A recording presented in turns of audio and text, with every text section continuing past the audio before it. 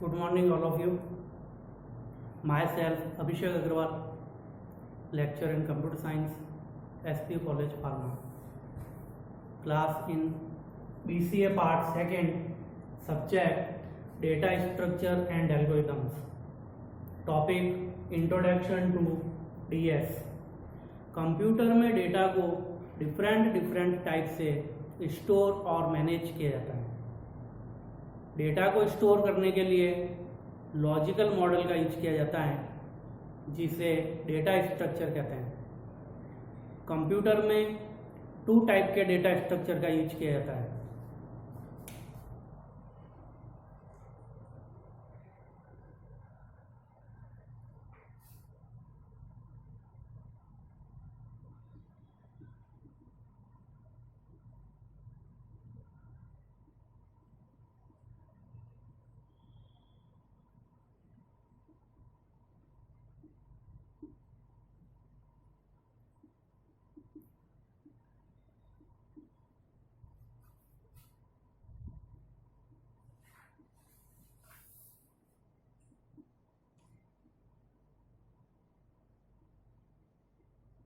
Computer में 2 type के data structure का यूज किया जाता है, जिसे first primitive data type, fundamental data type, inbuilt data type, library data type कहा जाता है, और second non primitive data structure. Primitive data structure को अगेन डिफरेंट पार्ट में क्लासिफाई किया गया है।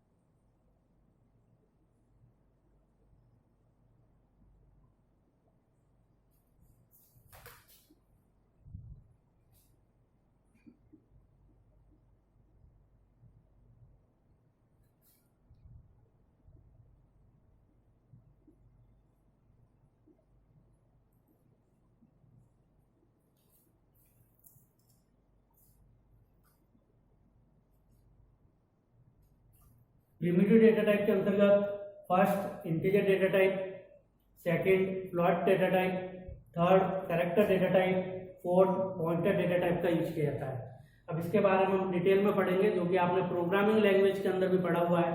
फर्स्ट डेटा टाइप आता है इंटीजर डेटा टाइप। यदि हमें प्रोग्राम में इंटीजर टाइप की वैल्यू को स्टोर करना होता है, तब हम इंटीजर डेटा टाइप का यूज करते हैं।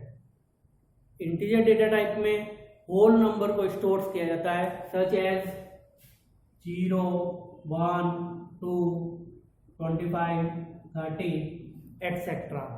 तो इस टाइप की इंटीजर वैल्यूज जो होगी उनको स्टोर करने के लिए या होल नंबर्स को स्टोर करने के लिए इंटीजर डेटा टाइप का यूज किया जाता है। ये integer data type sign qualifiers में भी होते हैं। साइन क्वालिफायर्स का मीन्स वो जो आपकी वैल्यू है पॉजिटिव भी हो सकती है और आपकी वैल्यू नेगेटिव भी हो सकती है। इसी प्रकार अपन उस वैल्यू को अनसाइंड भी डिक्लेयर कर सकते हैं। अनसाइंड में ओनली फॉर पॉजिटिव वैल्यू को स्टोर किया जाता है। इंटीजर डेटा टाइप का यूज करके जो भी वैल्यू अपन स्टोर करेंगे वो मेमोरी में 2 बाइट की स्पेस आपको प्रोवाइड करता है। लेकिन यदि अपन उस मेमोरी स्पेस को कम करना चाहते हैं या मेमोरी स्पेस को इंक्रीज करना चाहते हैं, तब इस डेटा टाइप के साथ में साइज क्वालिफायर्स का यूज किया जाता है। साइज क्वालिफायर्स भी 2 टाइप के होते हैं।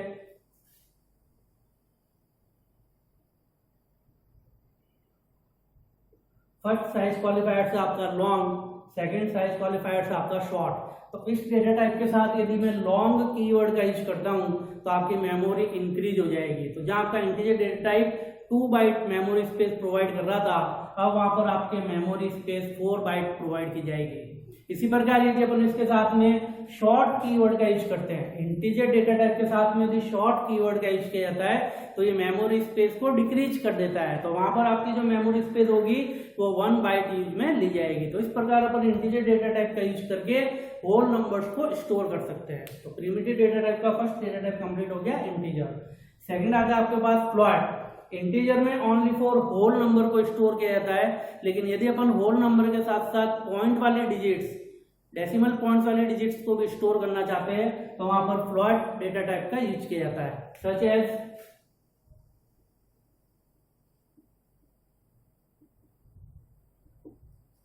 ये फ्लोट टाइप की जो वैल्यू होगी इसमें पॉइंट से पहले वाली जो डिजिट्स होगी वो डेसिमल डिजिट्स कहलाएगी और पॉइंट के बाद वाली जो डिजिट्स होगी वो फ्रैक्शनल पार्ट कहलाएगा, जिसमें डेसिमल पार्ट के लिए 4 बाइट की स्पेस प्रोवाइड की जाती है और पॉइंट के बाद वाले डिजिट्स के लिए 6 बाइट की स्पेस प्रोवाइड की जाती है। ये वैल्यू भी आपके नेगेटिव एंड पॉजिटिव दोनों हो सकती है। Next, character data type.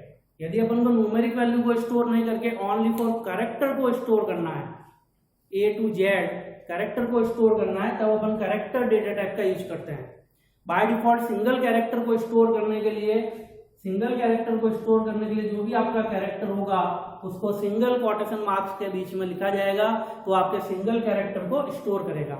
जब भी इस टाइप के कैरेक्टर को स्टोर किया जाता है तो मेमोरी में उसकी ASCII वैल्यू को स्टोर करके रखा जाता है। इसी प्रकार यदि अपन स्ट्रिंग को स्टोर करना चाहते हैं तो स्ट्रिंग को स्टोर करने के लिए डेटा टाइप आपका कैरेक्टर डेटा टाइप ही रहेगा, लेकिन जब अपन उस स्ट्रिंग को स्टोर करेंगे तो स्ट्रिंग को डबल कोटेशन मार्क्स के अंदर स्टोर करके रखा जाएगा। तो डबल कोटेशन मार्क्स के बीच में अपन जो भी डेटा लिखेंगे वो आपके स्ट्रिंग टाइप का माना जाएगा, चाहे वो आपका सिंगल कैरेक्टर होगा। अगर मैं इसको इस प्रकार से लिख देता हूँ तब भी आपका स्ट्रिंग डेटा टाइप माना जाएगा, क्योंकि यहाँ पे अपन ने जो सिंगल ये लिखा है वो डबल कोटेशन मार्क्स के बीच में लिखा है। तो डबल कोटेशन मार्क्स के बीच में जो भी चीज लिखी जाएगी वो हमेशा स्ट्रिंग मानी जाएगी और सिंगल कोटेशन मार्क्स के बीच में जो भी लिखा जाएगा वो हमेशा कैरेक्टर माना जाएगा। नेक्स्ट, पॉइंटर डेटा टाइप का यूज करके अपन एक वेरिएबल का जो एड्रेस है वो दूसरे वेरिएबल के द्वारा एक्सेस कर सकते हैं, जिसके द्वारा वेरिएबल का जो एड्रेस है दूसरे वेरिएबल जाएगा और उस एड्रेस पर प्रेजेंट वैल्यू को एक्सेस कर लिया जाएगा। किसी भी वेरिएबल का अगर काउंटर वेरिएबल बनाना है तो उस वेरिएबल नेम से पहले एस्ट्रिक साइन का यूज किया जाएगा। स्टार का साइन बना है, asterisk sign, this is pointer variable. तो यहाँ पर अपन एक पॉइंटर वेरिएबल यूज में लिया है पॉइंटर PTR। ये PTR पॉइंटर वेरिएबल क्या करेगा, दूसरे वेरिएबल के एड्रेस को एक्सेस करेगा और उस एड्रेस पर जो भी वैल्यू होगी उसको वहां से एक्सेस कर लेगा। तो इस प्रकार से डेटा स्ट्रक्चर का जो फर्स्ट कॉन्सेप्ट था प्रिमिटिव डेटा टाइप, उसके सभी पॉइंट्स आपके कंप्लीट हो गए। प्रिमिटिव डेटा टाइप को एक पॉइंट और कहा जाता है, इसको अपन प्री डिफाइंड डेटा टाइप भी कह सकते हैं। प्री डिफाइंड डेटा स्ट्रक्चर, तो प्री डिफाइंड का सिंपल सा मीनिंग है ऐसे डेटा टाइप जो आपके मेमोरी में या जो आपके कंप्यूटर में या जो आपके प्रोग्रामिंग लैंग्वेज में पहले से डिफाइन किए हुए होते हैं। यूजर अब उनकी रिक्वायरमेंट चेंज नहीं कर सकता, उनके वर्क को, उनके फंक्शंस को चेंज नहीं कर सकता। ऐसे data type primitive data type, fundamental data type, inbuilt data type, library data type या प्री डिफाइंड डेटा टाइप कहलाते हैं। तो इस प्रकार से डेटा स्ट्रक्चर का जो फर्स्ट पॉइंट था वो आपके कंप्लीट हो गया है। नेक्स्ट, डेटा स्ट्रक्चर का सेकंड पार्ट आता है non primitive data structure. Non primitive data structure 2 type का होता है। First is linear data structure, second is non linear data structure.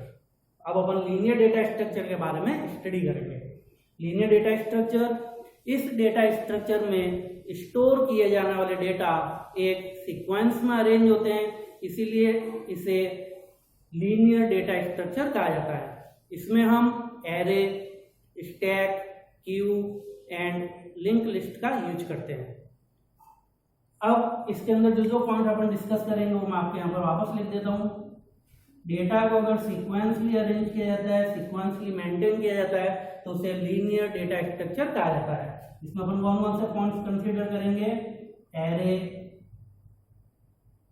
Stack, Q and link list.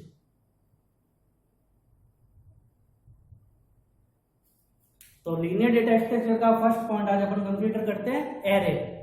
Similar type के यदि अपन को n elements को store करना होता है तो वहां पर जिस कॉन्सेप्ट का यूज किया जाता है उसे एरे कहा जाता है।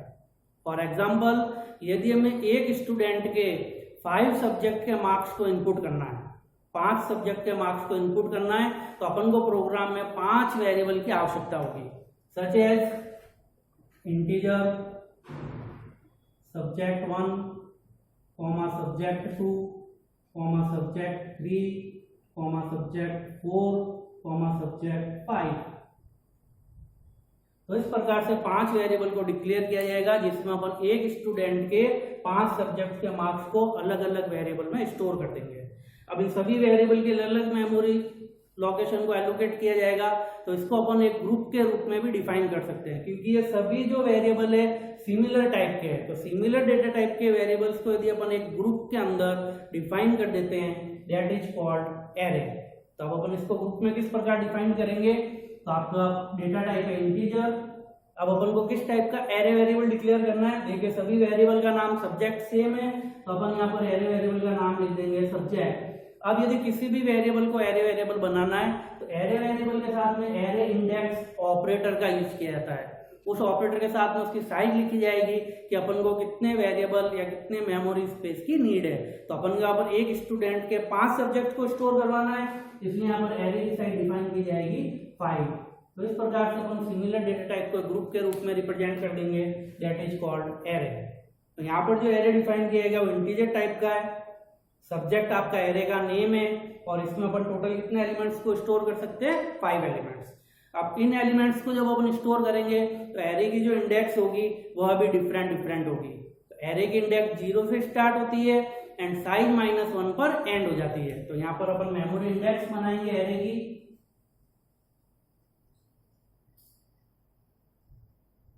अभी बताया मैंने एरे की इंडेक्स 0 से स्टार्ट होती है, तो सबसे फर्स्ट जो आपका एरे एलिमेंट बनेगा वो बनेगा सब्जेक्ट 0। इस प्रकार ये जो आपकी इंडेक्स होगी ये 1 बाय 1 ऑटोमेटिकली इंक्रीज हो जाएगी और लास्ट साइज -1 पर एंड हो जाएगी। तो इस प्रकार से कंटिन्यू चलती जाएगी और लास्ट आपका बनेगा सब्जेक्ट 4। तो इस प्रकार से एरे की मेमोरी इंडेक्स को रिप्रेजेंट किया जाता है और इस मेमोरी इंडेक्स पर एलिमेंट को या वैल्यू को स्टोर किया जाता है। अब एलिमेंट या वैल्यू को अपन को स्टोर करना होता है, तो उन मेमोरी इंडेक्स को वहां से क्या किया जाएगा, एक्सेस किया जाएगा। जैसे कि अपन को सब्जेक्ट 2 पर कोई डेटा स्टोर करना है, तो वहां पर लिखा जाएगा सब्जेक्ट 2। तो सेकंड लोकेशन पर स्टोर करना है, तो सब्जेक्ट 1 इक्वल टू कितने मार्क्स आए, 50। तो इस प्रकार मेमोरी इंडेक्स को एक्सेस करते हुए उस पर वैल्यू को स्टोर किया जाएगा। तो इस प्रकार नॉन प्रिमिटिव डेटा स्ट्रक्चर का first point linear data structure, उसका भी फर्स्ट पॉइंट एरे, वो आपका कंप्लीट होता है। नेक्स्ट क्लास में अपन लीनियर डेटा स्ट्रक्चर के नेक्स्ट कंसेप्ट को डिस्कस करेंगे, जिसमें stack, Q and link list को डिस्कस किया जाएगा। Thank you.